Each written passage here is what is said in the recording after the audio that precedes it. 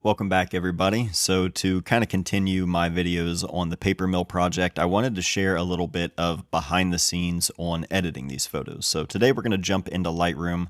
I'm going to share some of the photos themselves just as raw files. Everything for this project was shot digitally, so all of my other self-published zines and photo books over the years have always been all film. So this is the first time I've ever done an entire project digitally and going through and making color work in a project. Like, aside from some instant film in a zine, I think all of my personal work that I've ever self-published has all been black and white. So this one's going to be a mix of color and black and white. We'll probably talk a little bit about those decisions as well. If you like editing and post-processing and all of the little decisions you make after the fact, this is probably going to be the video for you. Well, obviously, I shoot a lot more when I'm using a digital camera than I do when I use a film camera, but I've whittled things down to basically all of the maybes, the yeses, some of these like the color coding. Sometimes I'll flag different colors for different uses or if they're going to be delivered to different people. So a lot of the photos of the people at the mill that I met and that I photographed, I have labeled blue here just for my own sake, so that way I know those are photos I'm going to be sending or have already sent to those people. So ignore all of the color flags. Those are just internal use only. I want to start with this photo right here. I shot this on the first day that I was there shooting this project, and I'm out at the back of the lumber yard looking in with this reflection of the lumber yard and the smokestack. I shot this photo. You can see this was shot in camera monochrome. This is with no adjustments of my own. These are just the built-in adjustments right here, the highlights and shadows being slightly tweaked. This is just whatever the Nikon camera monochrome profile does. So this is no adjustments at all by my own, but I shot this in black and white. I had every intention to shoot this entire project in black and white or publish it in black and white. But this was the first photo that made me think maybe I shouldn't be stripping all of the color away, because color can play such a big part of identity and character and memory. And when you look at something like the smokestack from the paper mill in Chillicothe, it's so visually distinctive and iconic for people around here to see that red and white striped smokestack. And so to remove that color, the more I sat with it, it just started to feel wrong. So this photo here shot in camera monochrome, but if I go ahead and just remove that, switch over to Adobe Color, obviously underexposed to preserve all the highlights here, but I'm not going to be using Adobe Color. I mean, we can just kind of play around here, warm it up a little bit, right about, I want to say close to about 6,000 for this. We'll say, yeah. Right about there. We're at 5982. That's close enough. Lens correction. Let's turn that on because we've got some heavy vignetting. Lens correction right there for the 35 f1.8s from Nikon. That's what I got here. Still a decent amount of vignetting, even though this was shot at 5.6. We can go right here to the post-crop vignetting and kind of play around with that. Plus 10 is looking close. I would say 13. That feels right to me. Just remove that vignette, give it a little bit of a cleaner kind of feel. From here, if I wanted to, I could go into the color grading and manually do everything here, the color mixer, the tone curves. I'm going to show you the color profiles that I've been using for about 6 months now called Color Precision, and they're based off of film emulation. So if we click right here, the Color Precision, Kodak, Nikon Z, 96. We have 96 different color profiles to choose from in this Kodak pack. I was sent this by Color Precision about 6 months ago. Here's the full story on that. Color Precision reached out about 6 months ago and asked if I was interested in trying these out and making a video. I just said I don't agree to make videos about things that I've never tried and haven't used personally.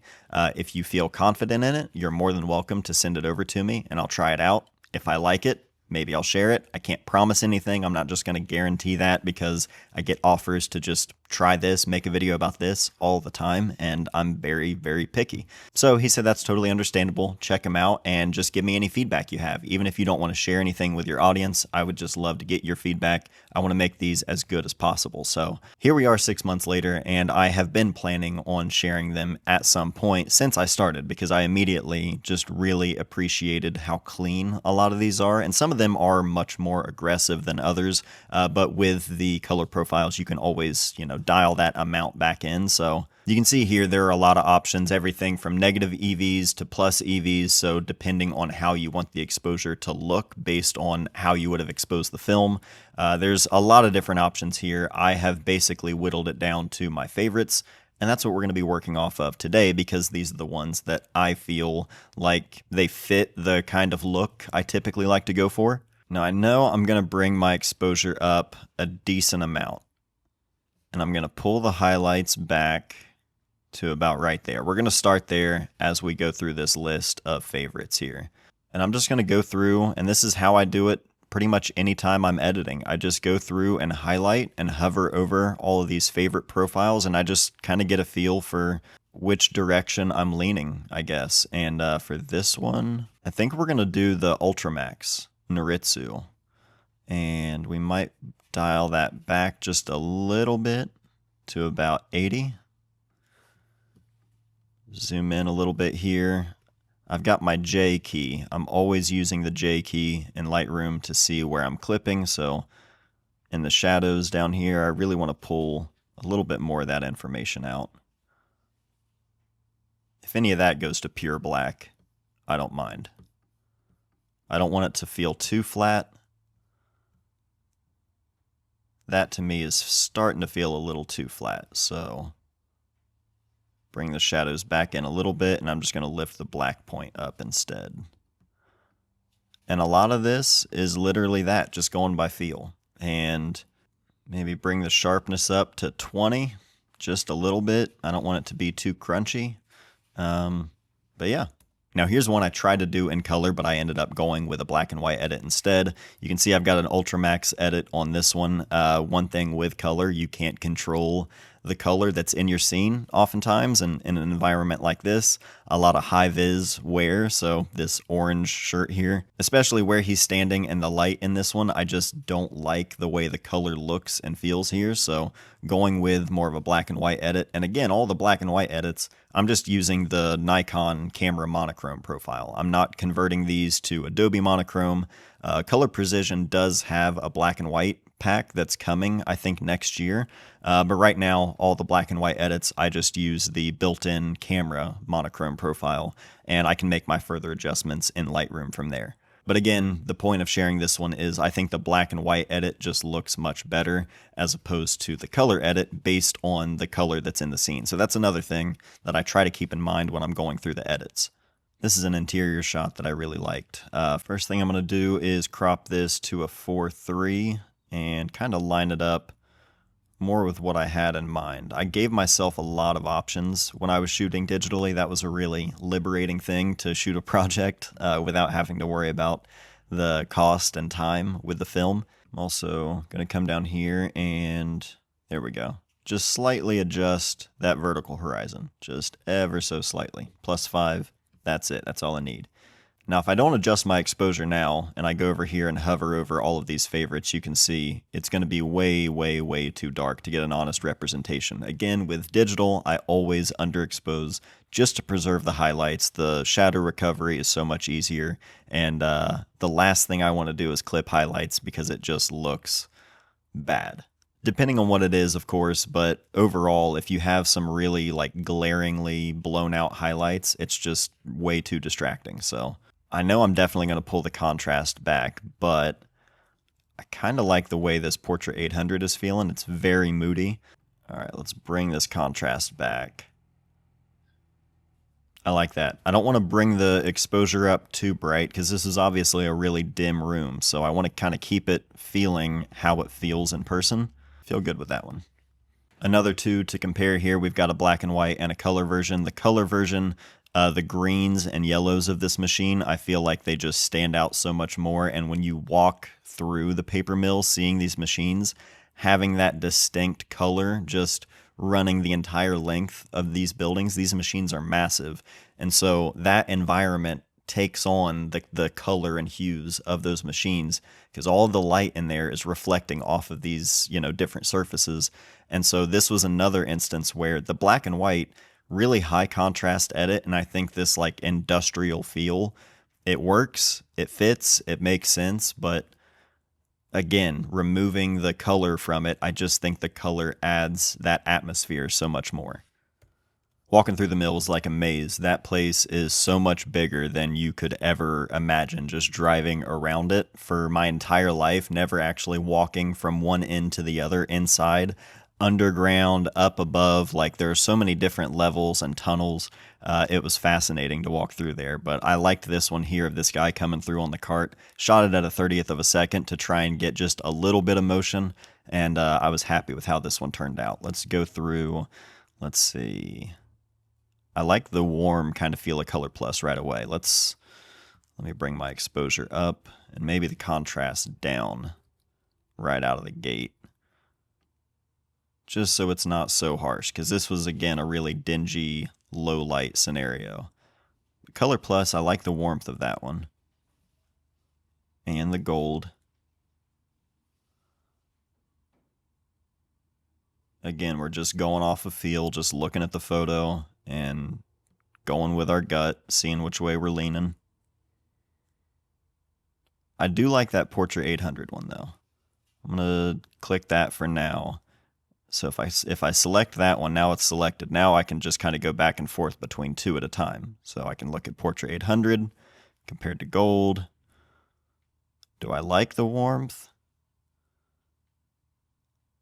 Initially, that's what I liked. Let me start with the Portrait 800 and let me just warm up the temperature a little bit. Yeah, I think that's what I need, because I really like, I don't know, sometimes the gold and the color plus, some of those can be a little bit too warm. Bring the exposure up a little bit more. See what the shadows are doing. I'm going to keep my shadows down. I'll bring the black point up just a little bit. Now one thing I like to do is just kind of like zoom out. I'm viewing this on white. Of course, we can change, our background within Lightroom. That's going to change how everything feels. If I look at everything on white, everything in the blacks and the shadows up here, it looks way too dark. If I change it to black, now all of a sudden this red beam is standing out so much more than it was before. So zoom out, look at it from a few different distances, look at it on different canvases just to kind of get a feel for how everything is looking. I think that's feeling good, though. Obviously, with all of these different color profiles, you can dramatically change the color in any given scene, but I try to just go with something that feels as authentic and natural to what it felt like in person. Obviously, colors are going to be interpreted differently by different cameras, different color profiles, different editing softwares, different film types, different film scanners, different film scanner technicians. Like, there are so many variables in the color process that no matter what you do or what program you use, however you do it, it just is a means to an end. And if you can go off of getting the end result that you're looking for, however you go about getting there, when we start talking about like really manipulating photos and removing entire things or changing scenes, having AI enhance things, that's where I personally draw the line. But I like using color profiles to be able to get me to a starting point. And from there, I really don't have to do much work. And again, my process is very, very simple, in my opinion. So if you have any questions on how I edit things, I would be happy to answer things further. But this is literally how simple it is for me to edit files, just using color precision, getting the files to a starting point, and then just dialing it in from there. If you have any further questions on my process or color precision profiles, anything at all, I'll put a link down below to their website. You can check it out and leave a comment if you have any questions about this stuff at all. I'd be happy to answer more questions, but there really isn't a whole lot to it. There's not a whole lot of tips and tricks. I don't have any secrets or anything like that. This is just how I edit my digital files. And how I handle my business, well, I handle that over at mattdayphoto.com, which was built with the sponsor of this video, Squarespace. If you're a photographer, you need to give your work a place to live, and a website is the best place to do that. Squarespace is the best place to build that website. I built mattdayphoto.com over a decade ago, and I did that with Squarespace. It's incredibly easy to get started. They have so many different templates for you to choose from, and you can customize those templates to your own liking. Photographers just drag and drop your files into the gallery, so if you want to showcase your personal work, your portfolio, whatever you want your website to be, you have all of the tools you need at your disposal. For me, having an online store is huge, so I can self-publish my own zines and photo books and prints and just sell them directly from me to the customer through my own online store. Order fulfillment and shipping is all managed easily, and my own little zines and books have made it all over the world thanks to my own online store. So I highly encourage photographers, check out Squarespace. Consider giving your work an actual place to live and not just on an algorithm somewhere. You can try Squarespace out for yourself for free at squarespace.com. When you're ready to launch your site, go to squarespace.com/MattDay. Use the code MattDay at checkout, and that'll save you 10% on your first purchase of a website or a domain. So thank you again to Squarespace for sponsoring this video and supporting this channel. Now, since we last talked about this project, some news has happened. The paper mill has been purchased by a company that's manufacturing medical gloves, so rubber gloves, latex gloves. I don't know a whole lot of information about this yet. I don't know that many people do. I've read that they're hoping to hire roughly 400, maybe 500 people in total at this facility, and the paper mill lost about 800 employees when it shut down, so still a substantial job loss. I do know there are some people who have already been rehired and are going to be working at the new facility. So what the job pays, what the hours are, the benefits, there are so many different things to weigh in on that I don't have any idea, or, it doesn't affect me personally.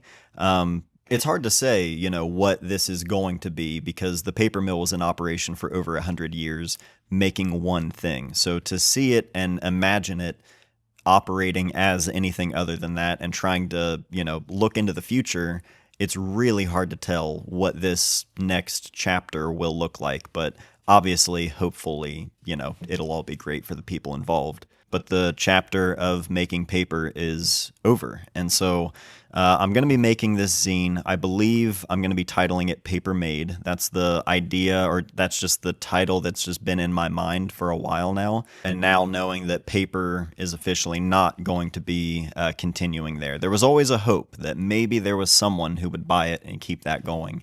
But it's not. So Paper Made, that's going to be the zine. I do not have it ready just yet. I was really hoping to have the layout and everything finished up like right around this time, but the last few weeks I've been extremely busy with a new job, which we'll talk about tomorrow in tomorrow's video. But regardless, when it's out, it will be out, and I'll have more information about it here on the YouTube channel, on my website. I'll be sending out email newsletter updates, and anywhere that you can find me online, you'll have information on when that zine is available, so keep an eye out for that if you're interested. Thank you all so much for the interest and support of this project over the summer and now into the fall. Really appreciate it, and I'm excited to share it with everyone. So thank you all for watching. I love you guys, and I'll see you soon.